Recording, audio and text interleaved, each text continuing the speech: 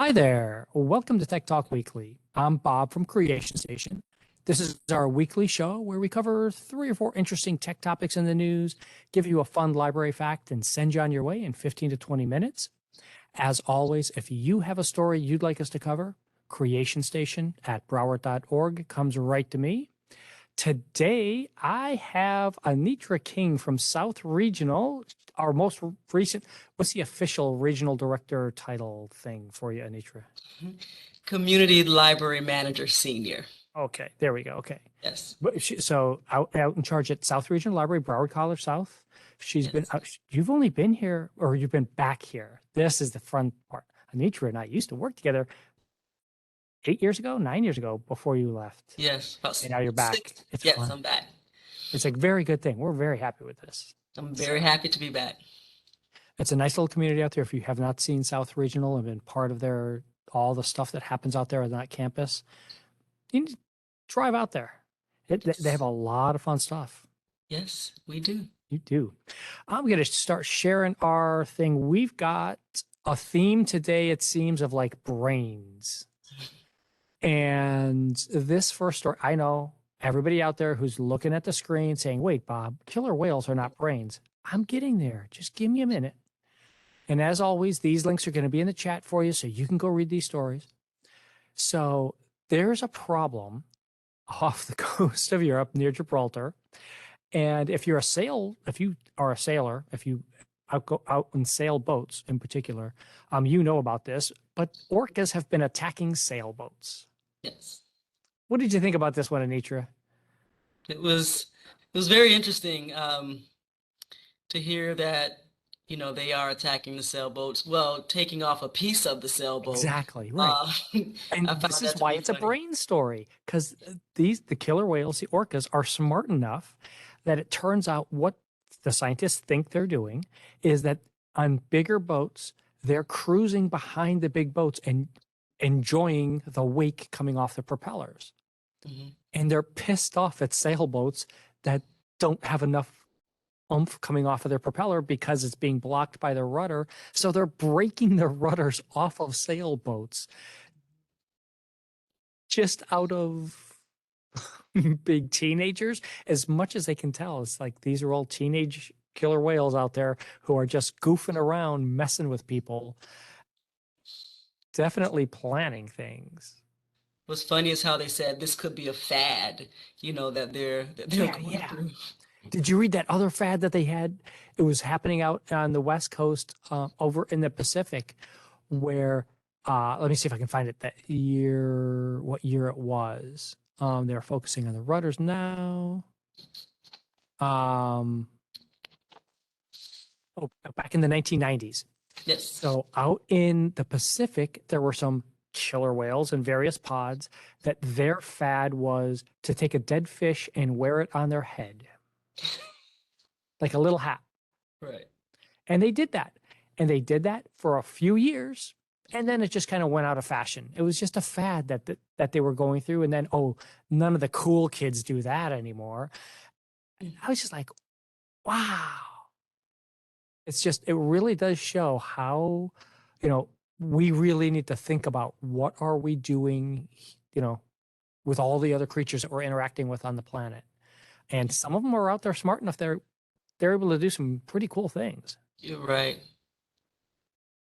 I hope somebody out there, as soon as I was saying that, was like, well, Bob, wait, there's some other really cool creatures that are really smart. And you're right. There's a new story out there, a good long read on octopus brains. Maybe. Kind Now, of. this is the one that startled me. What part of it caught your eye first? How smart they are, and how one of the octopus, kept turning off the lights with water because it was aggravating him. So there's a story in here about how an aquarium, there was the octopus that's in the thing would come up a little bit out of the tank and squirt light at a light bulb to short it out. And it would cause a short and all the lights would go out and he'd be able to go back to sleep.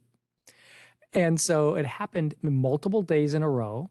and they finally caught on to what was happening and why. So they had to put up a guard, and actually they took the light out for the octopus and made it come down so it wouldn't keep happening like that. That was happening in New Zealand. Yes. There's another one in Canada, no, Seattle, I apologize, in the Seattle aquarium, where they actually had two people similar build, everything like that, dress identical. One of them would be the good cop and give them food and do all the good stuff. One of them would be the bad cop and would poke them with a stick and be stuff. And it only took them less than 2 weeks to figure out exactly who was who just based on watching the faces of the humans coming up into their space.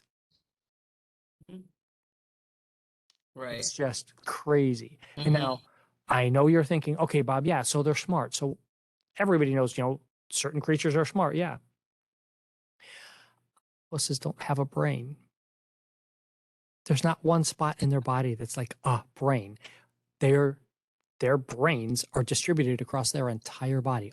Every arm has its own set of neurons that connect and do things and be part of a big, larger brain-like thing for the entire octopus. Mm. If you actually, one of the more gruesome stories of human interactions here are that if you actually sever all of the various arms, the brain does stop working. So it's really interesting. And this is the reason I find this so interesting is this is totally different Mm-hmm. because this isn't like the other great apes. This isn't like any other mammal that we've all evolved off that same, evolutionary tree. And you can go back just, you can see where chimpanzees and orangutans and everything, why we think they have some smarts and why octopuses aren't anywhere near any of that. This Right. evolved entirely on its own. But they are very intelligent. Yeah. Very intelligent. It's just crazy, crazy, crazy about how out there it is. And again, it brings to mind the whole idea of, what are you going to do what do you do about animals? Hmm. When is it smart enough to be its own person kind of thing? What do you think, Anitra? I don't know How what to think smart, about that one, yeah, Bob. how smart do you have to be? And this leads back to our, like 3 or 4 weeks ago, we had the big AI story, oh, Google's got this AI that's sentient, and everybody was like, no, they're not really sentient. It's kind of the same thing here. They're really smart, They are. but are they sentient? They know themselves. Mm-hmm. Where do we draw the line between these things of when is something smart versus intelligence versus too smart to eat? Hmm. Octopus? Would you eat? I mean, you eat calamari because you're going to, squid are not octopus and they're much lower down on the intelligence chain and everything like that. But where's your line, Anitra? Where do you think? I can't say, Bob. When I read this story, I was very shocked at the intelligence of octopuses. Um, you know, but I don't know where my eating line lies. Yeah. Uh, Like I wouldn't eat, I don't eat octopus because I know, I mean, they're at least that smart. You think we mhm. know they're, for that. But I'm not sure. I'm really not sure where we draw the and how do you start subscribing, what do you subscribe intelligence to? When they're self-aware, we've shown elephants can see themselves in a mirror and recognize themselves and Mhm. stuff like that, but they're not along these same lines. Right. The world is a lot stranger and more complicated than most people want to make it. Mhm. Exactly. It gets really complicated really fast, which is what this last story is about. So it turns out your entire personality and your entire way of living can change in an instant. And we're not talking you have some kind of epiphany and all of a sudden you march off and live in the Himalayas. Um, this person, Sophia Pap, in British Columbia, was had a car accident, severe brain trauma, and total change of personality after coming out of the coma. Yeah. So she went for 2 weeks where she was barely able to understand, barely able to do anything.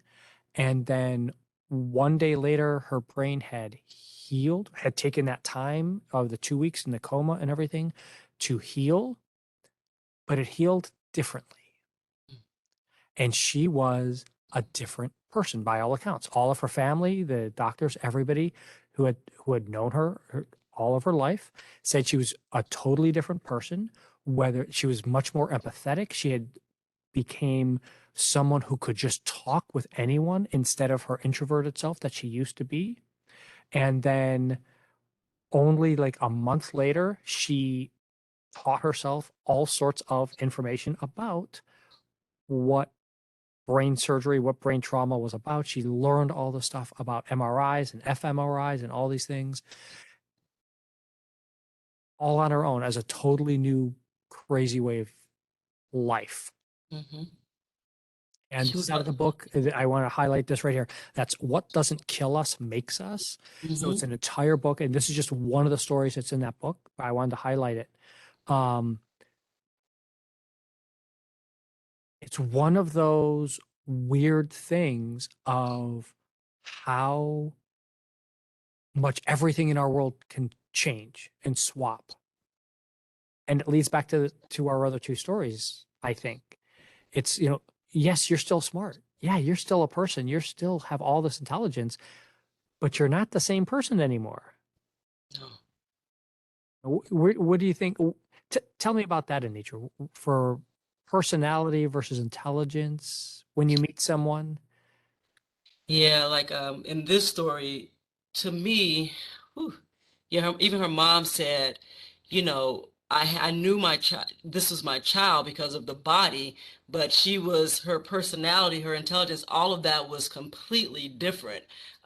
So, but in another realm, she was very to me, she was very determined, determined to learn, determined to heal, and I read the story and it talked about the brain trauma, but I do feel like her determination helped her to heal Oh, and helped her 100%. Yeah, to I can't possibly think how anyone could go through this successfully without that kind of, athletic determinism. It's the yes. same way.